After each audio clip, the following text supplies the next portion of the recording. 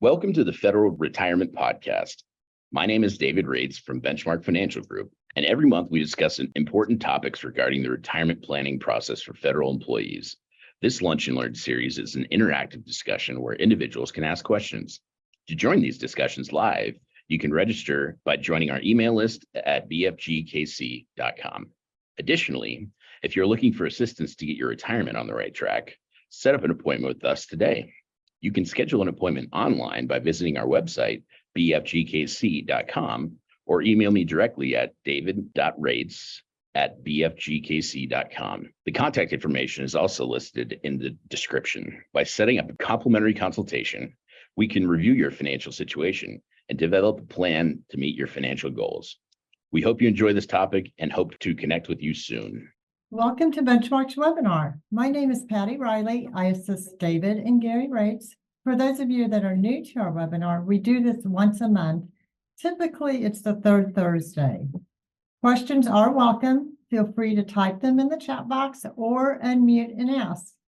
Today, our topic is Benchmark's value to you, the retiree. With that, I'll turn it over to Gary. Thanks, Patty. I'm Gary Rates, founder of Benchmark Financial Group. Welcome. Retirement is a significant milestone in one's lifetime. Having a financial advisor that understands your retirement benefits as a federal employee can make all the difference to you. We offer services that are unique and provide value to you, the retiring federal employee. Our process is simple, but very effective. First, we instruct you on gathering the financial information you'll need.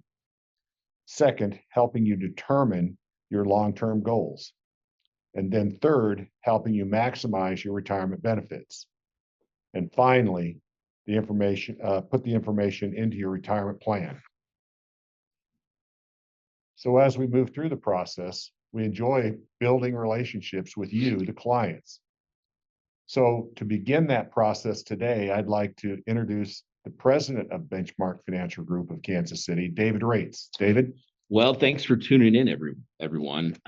For this month's call, we thought it would be worthwhile to just touch on some of the high-level ways that we provide value to the folks that we're working with in terms of getting the ball rolling with overall financial plan, or just getting the ball rolling with trying to get your ducks in a row and organizing the pieces to get ready for federal retirement. So feel free to chime in with any questions that come to mind, and we'll get going. All right. So first slide is just standard disclaimer. We're securities licensed. So what we're saying in a nutshell is that we're trying to be as accurate as possible with the information that we're presenting to you guys. So moving on. All righty. So to provide our main goal in a macro sense is to provide every federal employee that we talk to with a customized analysis of their benefits and retirement options. I always say, in a general sense, the overall benefits package is relatively similar for most folks, but the implementation of it is different for each individual person's unique scenario. So it becomes a tailored process in terms of pinpointing what fits right for each person that you're working with in our shoes. So sometimes it takes, one or two, maybe even three attempts to get the puzzle pieces fit together the way that they're supposed to. But again, everybody's life situation is unique. So it's not necessarily the same standard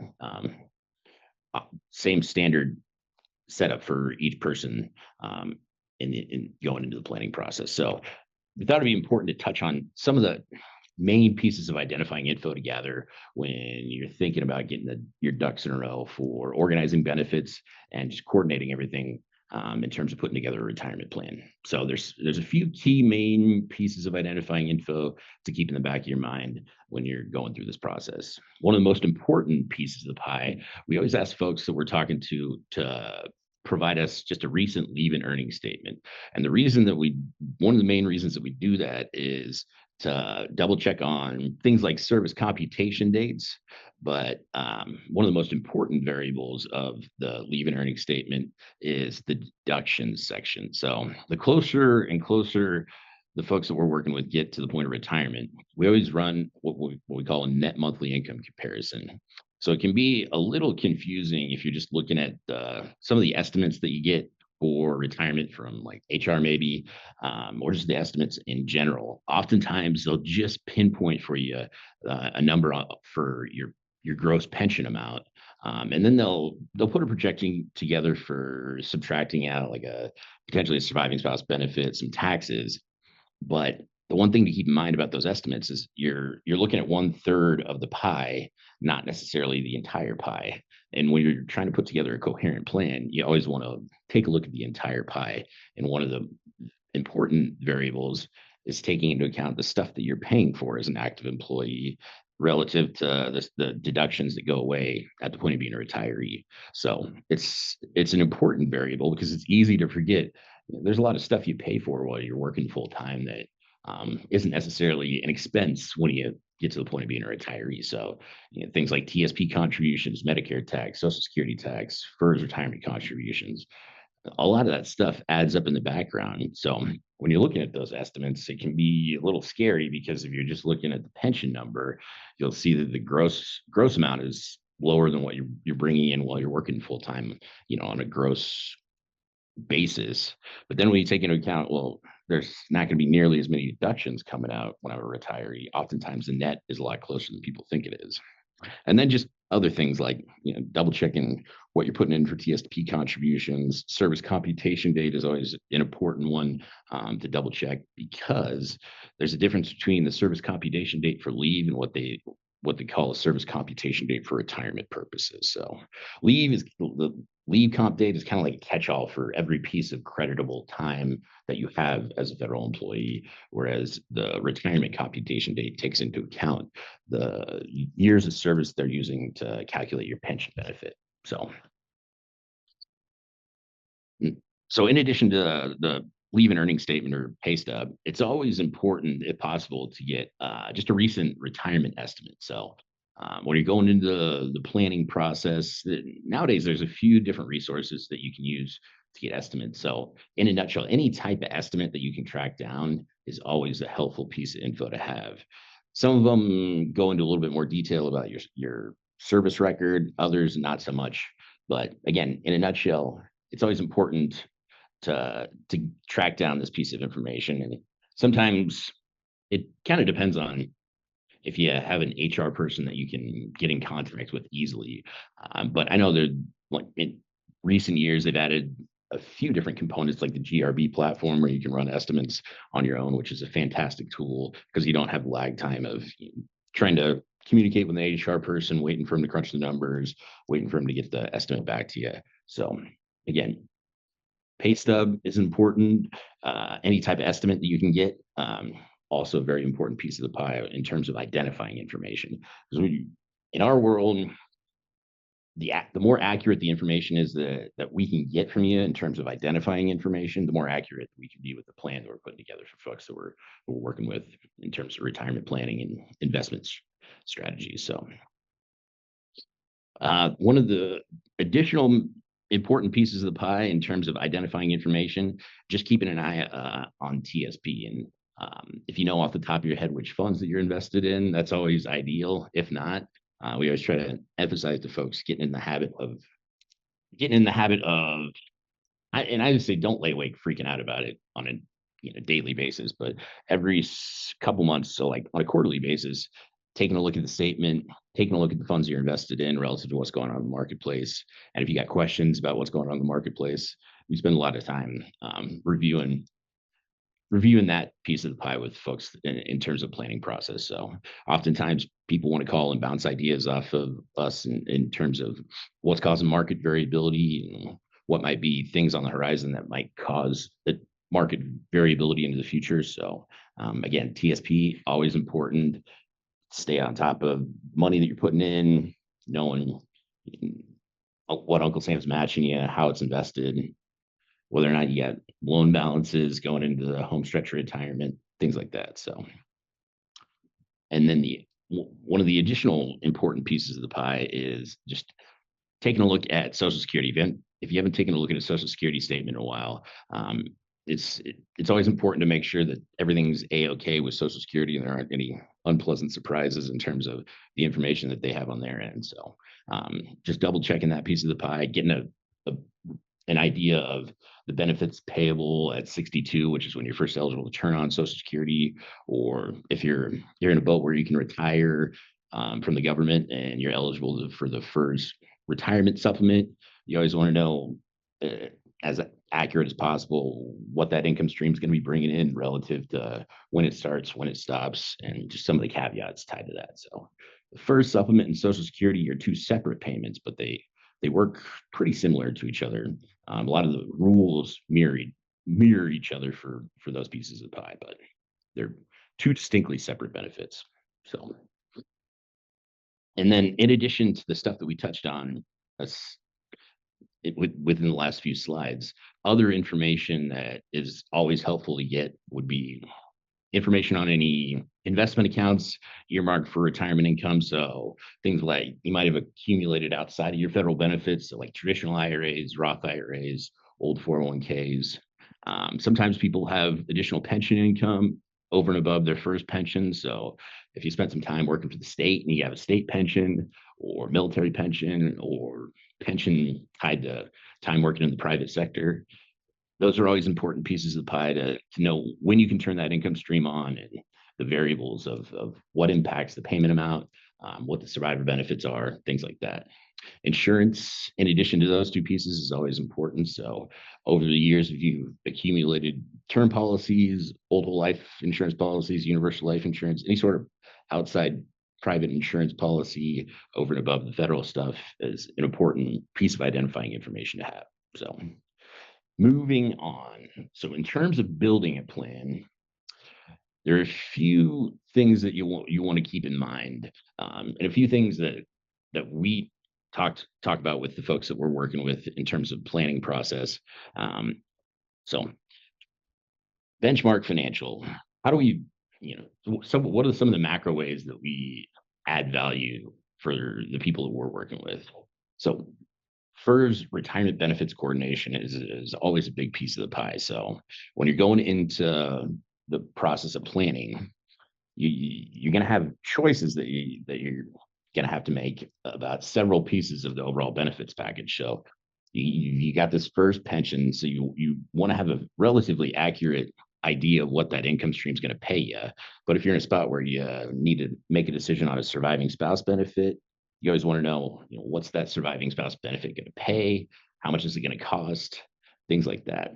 FEGLI, if you have federal employee group life insurance going into retirement, you want to know the cards that you're working with there, because if you don't make an informed decision on that piece of the pie, you could get an unpleasant surprise in terms of paying a couple $100 a month more than you were otherwise used to paying, just based off of the boxes that you check in terms of the decisions that you want to make and how you'd hang on to that FEGLI coverage as a retiree.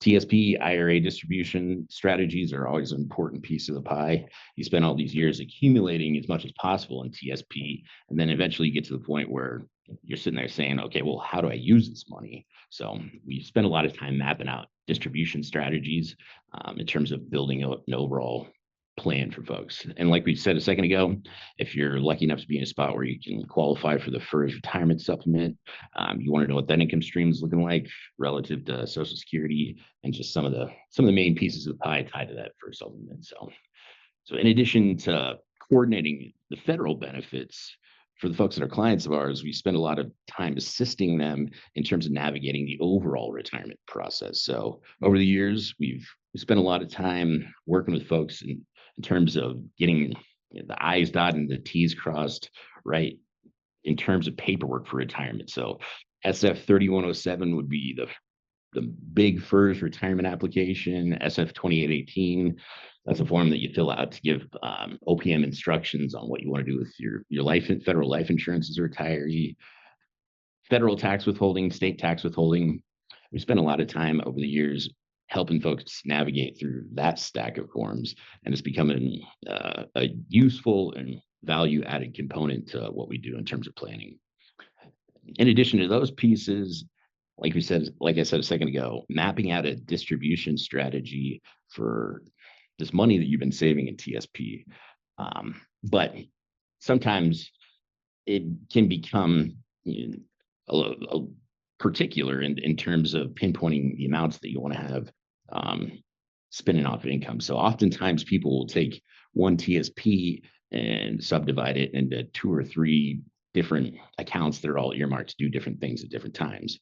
And if you got balances with different tax statuses, so if you got a chunk of Roth TSP money in addition to traditional TSP money, you want to have a strategy in place of what you do for each one of those balances and how you'd use them going forward. So again, sometimes it starts with version 1 of a distribution strategy and it gets refined to version 2 or 3, depending on what people want to do. So a lot of time, and again, that one's a tailored process for each person's individual situation. So, and then in addition to those pieces of the pie, once people are clients of ours, it's an ongoing process of managing the those accounts after the point of retirement too, because life happens as a retiree. So you need flexibility in terms of adjusting distribution strategies, distribution amounts. So this graphic is just a snapshot of one of the pieces of the pie that we put together for folks in terms of identifying information. So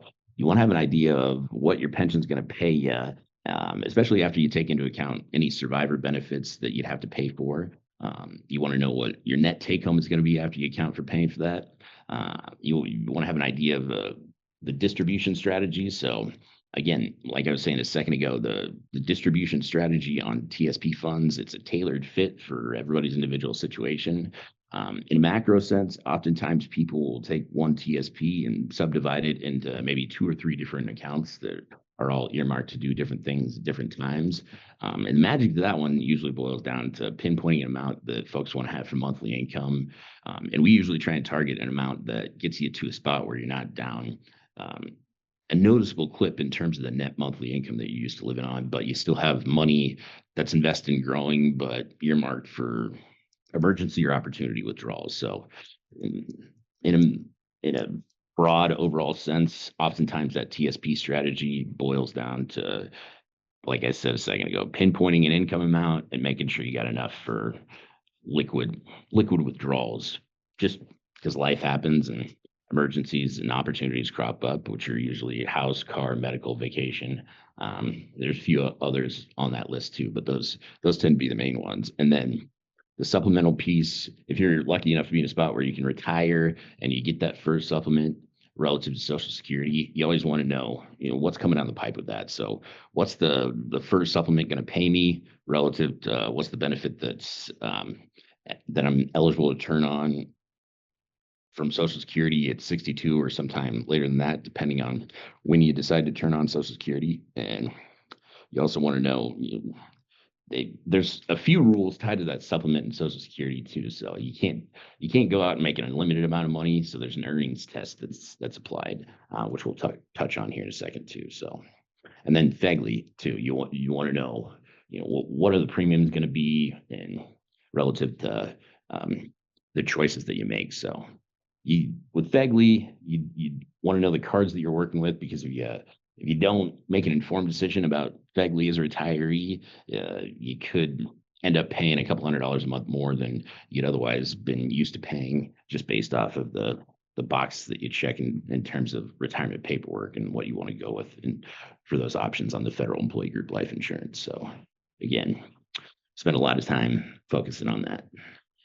All righty, moving on from there. So this is just a snapshot of TSP strategy, and in a broad sense, like I was saying a second ago, this is just a graphic illustration of oftentimes people will take one thrift balance, and in this scenario, it made sense for the person that was retiring to leave a chunk of money in thrift because of the age that they were retiring, which was in their early 50s. So they wanted to utilize leaving some money in thrift so they have some flexibility in terms of getting access to funds prior to 59 and a half. Life gets a heck of a lot easier in terms of distributing money out of thrift once you get past that threshold of age 59 and a half. That's not to say you can't access it prior to 59 and a half. You just have to do it in a particular way so you don't shoot yourself in the foot with federal taxes, state taxes, potentially, and an additional early withdrawal penalty. So again, this is this is just a broad illustration of the strategies that folks often employ of taking one bucket and subdividing it into several different accounts that are all set up to do different things. So moving on from the TSP distribution strategy, circling back to what we were talking about earlier on the call, then that monthly income comparison is always a very important piece of the pie, or taking into account the net monthly income that you're bringing in while you're currently employed relative to net monthly as a retiree. So this is just a snapshot of one of the pieces of info that we put together for the clients that we're working with. So this is just a breakdown of current deductions for somebody that was nearing retirement. We just took them from their pay stub and flipped them from biweekly to monthly, because once you retire from the federal government, OPM starts paying you on a monthly basis, even though you've been getting paid biweekly for all these years. So gross income in this scenario, 17,000 and change. Current deductions added up to be a noticeable clip, a little over 11,000 a month. So that put this person's net monthly at right around 6,000 of net monthly income. So that being said, you always want to take into account what's the gross that I'm looking at in terms of the three main pieces of the three main legs of retirement income for federal employees. So that'd be first pension, after taking into account the survivor benefit, if you're in a spot where you're paying for survivor benefit, TSP IRA income distribution amount, and then either first supplement or Social Security, depending on the age that you decide to pull the trigger on retirement. So in this scenario, the deductions relative to when this person was working full time went from 11,000 and change to 6,300 a month in change of retirement deductions.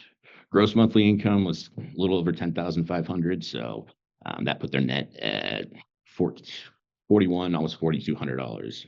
And in this scenario, because of the age that the person was retiring, they were looking at taking a net monthly hit of almost $19,000 or $2,000 a month of net monthly income. So $1,856 to the negative side, but that's not necessarily the end of the world. And it's in this scenario, it's not necessarily an impediment to somebody retiring from the government and living very comfortably, because when we were talking about that supplement a second ago, so if you're in a spot where you're getting Social Security at 62 or any time prior to full retirement age, or you're getting the first supplement, it's always important to remember that you can't go out and make an unlimited amount of money. But in terms of salary type income, you can go out and in 2024 numbers, you can make $22,320 of annual income and not worry about Uncle Sam reducing that supplemental payment.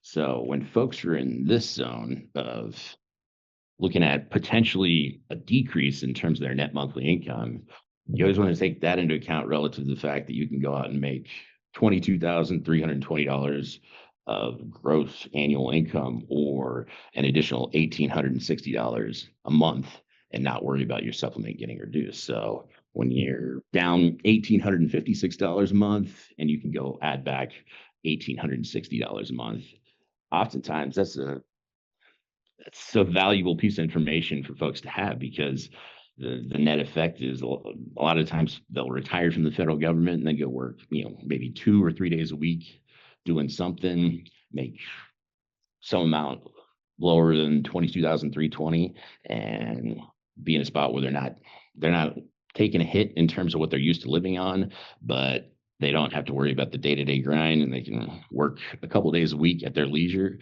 So if you've ever heard of folks retiring from the federal government making just as much or maybe even more money than when they're working full time, this is really the roadmap of how you determine whether or not you're in that boat, and how do you do it where it breaks down to dollars and cents. So moving on, in terms of starting the process, like we were talking about earlier on the call, we always try to get folks to provide us a copy of a leave and earnings statement. Like I said, the deduction section is always a very important piece of the pie. It's the main reason why we always want a recent leave and earnings statement, any sort of retirement estimate that you can get your hands on. So first benefit statement from Employee Express is an important tool or an important piece of information to have. especially if it takes forever and a day to get any sort of retirement estimates back from HR. The annual first benefit statement that they update, usually in January, provides a lot of important identifying information. Just a recent copy of a TSP statement. Any other investment accounts that you'd like to add into the plan? So that'd be outside stuff, like stuff that you'd accumulated outside of thrift. So like traditional IRAs, Roth IRAs, old 401ks, old investment accounts, after-tax investment accounts, and then detail on any insurance policies. So it'd be life insurance, outside life insurance, term, whole life, universal life, long-term care policies, things like that. Social Security statement, you just want to make sure that the information Social Security has on their end is the same as what you think they have, so you don't get any unpleasant surprises right at the door of retirement. A divorce decree, if you're in a spot where that's a piece of the pie, you want to just double check that you've reviewed that decree and there aren't any unpleasant surprises that are tied to your federal retirement benefits. And then spouses benefits. Oftentimes folks get to the point where they want to incorporate their spouse's information into their plan as well. So spend a lot of time working with folks on that piece too. All right, Benchmark Financial Group process, set up a consultation. So our process always starts with a fact-finding meeting where we send you this list of information, gather if possible, bring it in, and then it's an information gathering and sharing from there. So like we were touching on earlier in the call, the more accurate the information that we have on the front end, the more accurate we can be with the plan that we put together for you guys. So second meeting, we review the written plan, make adjustments as needed, and then in subsequent meetings, we dot all the I's, cross all the T's, finalize what exactly you want to do in terms of a strategy and roadmap,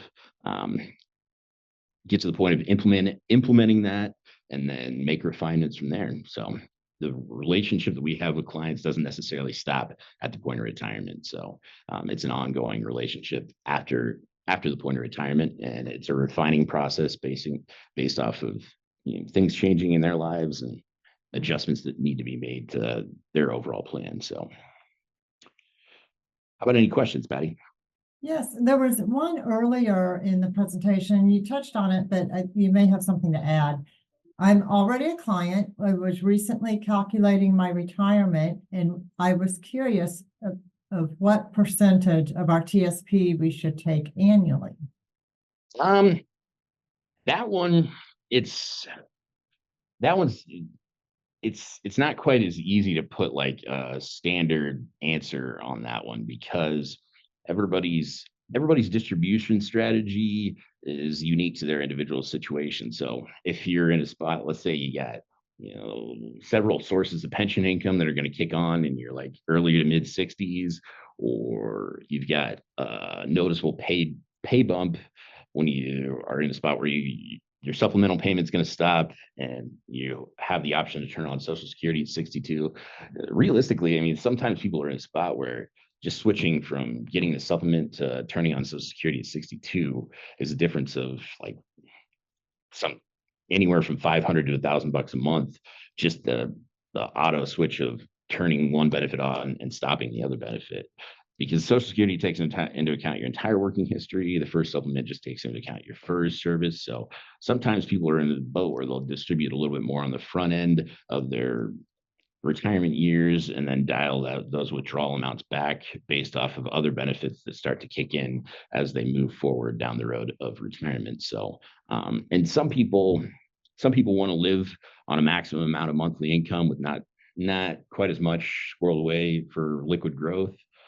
Other folks want to have a specific amount of monthly income and not a much higher balance squirreled away for liquid withdrawals or liquid growth. So it just kind of depends on your specific scenario. I know it's kind of a broad answer, but it's not a one size fits all answer to that question. So, hey, so David, I've been with you for quite some time. Okay. But it's been several years because you know how they fly by. Yeah, I know.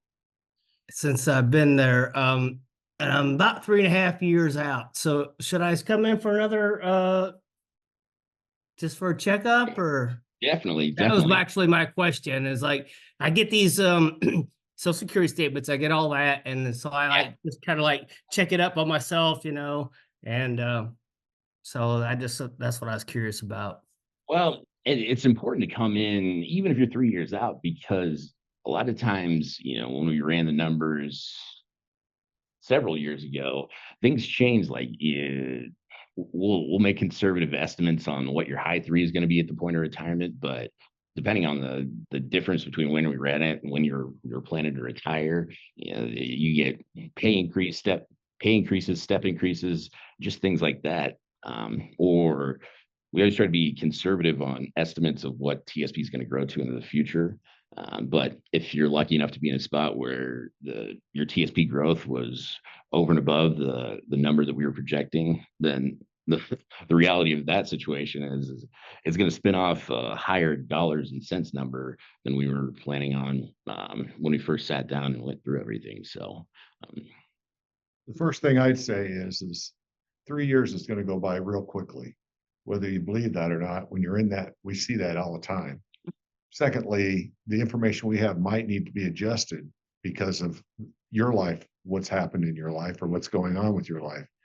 Point is, though, is we want to be accurate, and we want to have the strategies in place so you can relax about it and enjoy the opportunity you have because of all the work you've done. Now you get to retire and you get to pick the way you're going to do it. So the more time you give us, the more accurate it'll actually be at the end of the game. and circling back to that net monthly income comparison, if there is a gap, like a deficit in terms of like what you're used to living on now relative to crunching the numbers and updating the plan, it gives people kind of a measuring stick of how to attack like narrowing that spread. So if you run the numbers and you're down like $1,000 a month in terms of your net monthly income, it gives you a goal in terms of you've got this starting spot, and what are the ways that we can narrow it to get you as close as possible to that net monthly that you're used to living on, or uh, more than what you're used to living on, ideally. So, does that answer your question? It does, sir. And just for your Perfect. future clients, let them know that, I had an inherited IRA that I was making 3% on, that was guaranteed, and y'all took me over to a different company, and for several years, I was making 10%. Over the last few, I'm still making more than the guaranteed 3% I was making before. So yeah, that you have a lot of different things that you offer there. So just wanted to. And I mean, sometimes with certain things, it's easy. You forget about it because you're working all the time and you just aren't necessarily thinking about accounts like that. But every piece of the pie, it's important to maximize them as much as possible. So Well, it even if sure you've got made a a few, difference in my world. So thank you. any other questions, Patty? Doesn't look like there's any more.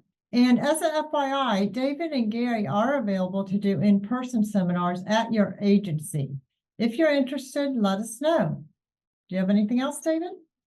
Well, like I said earlier, thanks again for tuning into this month's call, everybody. If you think of any questions that we haven't touched on, or you're reviewing things and something comes to mind that you're not necessarily thinking of right now, feel free to reach out. You can always give me a call, shoot me an email, or just go to our website and submit the question via our website, and we'll reach back out to you and follow up with you. So thanks for hopping on this month's call, and hope to see you guys at some point in the future.